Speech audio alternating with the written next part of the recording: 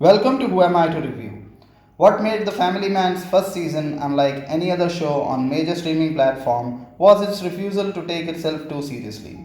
The stakes were high, the threat was real, there was heartbreak, guilt, and loss. Yet the series, created by DK and Raj, balanced the patriotism with playfulness and an organic sense of humor that originated from the uncomfortable situations the character found themselves in. Season 2, now streaming on Amazon Prime Video, retains the treatment and tone of Season 1 to a large extent. But one can't help but feel that the show grew up in the 2 years that went by. Let's analyze The Family Man 2. As season 2 begins, Srikanth has finally quit his government job and joined the 9 to 5 rat race with a company cleverly called Catch Me, which I feel is a definite pun on Catch Me because catching bad guys is what Srikanth really wants to do. He is hoping to make amends to his increasingly distant wife Suchi, played by an impressive Priyamani. The couple is in marriage counseling, and though he has now become the family man his wife and kids wanted, no one at home seems to be truly happy. Srikanth is battling guilt from the death of Kareem in season 1 and the unfair treatment meted out to his team members Milind, played by Sunny Hinduja, and Zoya, played by Shreya Dhanvantri, whose valiant efforts were never acknowledged. Suchi is feeling guilty about what transpired between her and Arvind, played by Sharad Kelkar, at Lonavala last season. Though what happened is never spelled out, it seems quite obvious that she has had a transgression. Unhappy with his job and the state of his marriage, and motivated by a new threat looming on the horizon, Srikanth returns to the task force. Mirroring Srikanth's character in exile is Raji, played by Samantha Akkineni, who works in a factory and keeps her head down at all times. She tolerates sexual harassment by the foreman and the random groping of a creep on the bus, just so she doesn't draw any attention towards herself. Quite like an animal in a cage that goes about its business until it's poked and prodded by annoying visitors. Raji's suppressed rage is ignited after days of suffering silently. In a brilliant scene, she transforms from a frightened victim to a barehanded killer in just seconds. Just when she feels she will never get a chance to prove her patriotism towards the Elam, she receives a call she has been waiting for. There is a mission and an opportunity for vengeance. After the last season's somewhat stereotypical threat from Islamic fundamentalists, this season Raj and DK work with the internal conflict of another nation and its ramifications on India.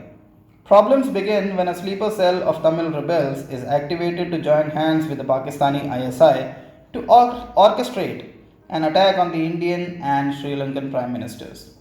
Exiled Tamil rebel leaders in London and France plot the details, with support from old rebel loyalists in India and Sri Lanka.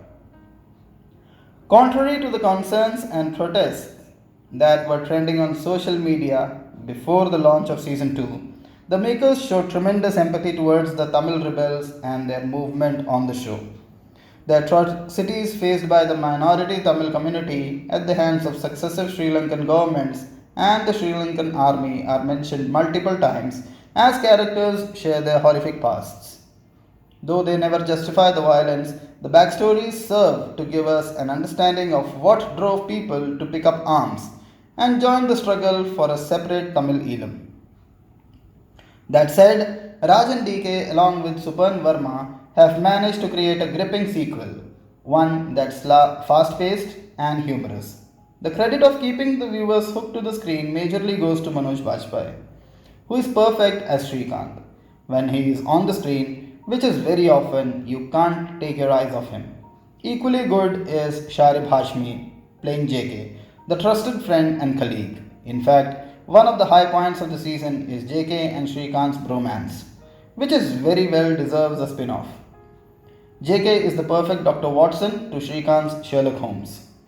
Samantha Akkineni as Raji is sincere, but her full potential is only seen in a couple of scenes. Priyamani stands out in the limited time that she has on screen. So does Seema Biswas. My only quibble would be that perhaps Raji's character deserved more nuance and layers. while Musa in season 1 could be charming, soft spoken, and yet frighteningly cruel. Raji spends most of the season channeling just one or two expressions to convey her smoldering rage. Thankfully, Samantha, who is cast against type and given a generous coat of brown face, brings a poignancy to the character whenever she can. Since Raji is a woman of few words and fewer emotions, Samantha focuses on the physicality of the part and convinces us of her being a trained and completely indoctrinated fighter. Continuing the show's commitment to authenticity, all the other characters from Tamil Nadu have been played by Tamilian actors. It's refreshing to see an authentic portrayal of a community that has long been stereotyped by mainstream Bollywood. There are nice cinematic touches the makers create throughout the series. In the first episodes of the season, for example, Shrikant is frequently seen against a glass window or door, where his reflection is looking on one way and he another. It's a brilliant way to visually portray the split he is feeling within by leaving his job.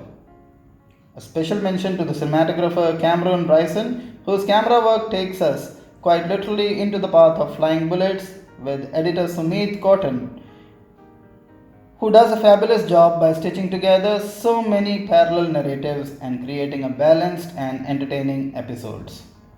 Watch Family Man 2 because it is the best thing that has happened on OTT platforms in the past few days.